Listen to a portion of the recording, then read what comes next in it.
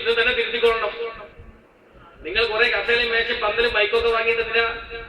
നിങ്ങൾക്ക് ജീവിക്കുന്നതോടൊപ്പം, നിങ്ങൾ ഉപജീവനം കാണുന്നതോടൊപ്പം ഈ കേരളത്തിലെ ആയിരക്കണക്കിന് ജോലിയില്ലാത്ത ചെറുപ്പക്കാർക്ക് ജോലി കാണിച്ചു കൊടുത്ത മേഖലയാണ് ഈ മേഖല.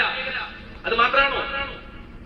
എല്ലാ പൊതുപരിപാടികൾക്കും അവരാവശ്യപ്പെടുന്ന സമയത്തും സന്ദർഭത്തിനും അനുസരിച്ച് എല്ലാ സാധനങ്ങളും എത്തിച്ചു കൊടുത്ത് അവരുടെ എല്ലാ പരിപാടികളും വളരെ വൃത്തിയോടുകൂടി എല്ലാ ഉത്സവങ്ങളും ആഘോഷങ്ങളും കല്യാണങ്ങളും എല്ലാം അതിമനോഹരമായി വിജയിപ്പിച്ചു കൊടുക്കുന്നവരാ നിങ്ങളാ.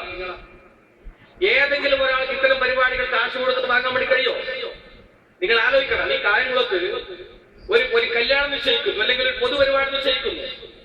ആ പൊതുപരിപാടികളിലേക്ക് നിങ്ങൾ ആയിരക്കണക്കിന് ആളുകൾ ക്ഷണിച്ചു വരുത്തുമ്പോൾ ആ ആയിരക്കണക്കിന് ആളുകൾ ക്ഷണിച്ചു വരുത്തിയ ആളുകൾക്ക് അവർക്ക് ഭക്ഷണം ഒരുക്കുന്നതിന് വേണ്ടി നിങ്ങൾക്ക് ഈ കായംകുളത്തിലെ ഏതങ്ങാടിയിലും പോയി കാശ് കൊടുത്ത് അതിന്റെ സാധനങ്ങൾ വാങ്ങാൻ വേണ്ടി കഴിയും. ആ കല്യാണത്തിന് ആവശ്യമായ സ്വർണ്ണാഭരണവും മറ്റു കാര്യങ്ങളും ഈ കായംകുളത്തങ്ങാടിയിൽ എവിടെയും പോയി കാശ് കൊടുത്ത് വാങ്ങാൻ വേണ്ടി കഴിയും. എല്ലാ സാധനങ്ങളും വാങ്ങി സ്വരൂപിച്ചു വെച്ച് ആയിരക്കണക്കിന് ആളുകളെ സ്വന്തം വീട്ടിലേക്ക് ക്ഷണിച്ചു വരുത്തിയാൽ, അല്ലെങ്കിൽ നാട്ടിലേക്ക് ക്ഷണിച്ചു വരുത്തിയാൽ, ആ ആളുകൾക്ക് ഇരിക്കാൻ ഇരിപ്പിടം ഒരുക്കുന്നതിന് വേണ്ടി, ആ ആളുകൾക്ക് ലൈറ്റ് ജനറേറ്റർ ഒരുക്കുന്നതിന് വേണ്ടി, ആ ആളുകൾക്ക് ഭക്ഷണം ഒരുക്കാൻ പാത്രം ഒരുക്കുന്നതിന് വേണ്ടി നിങ്ങൾ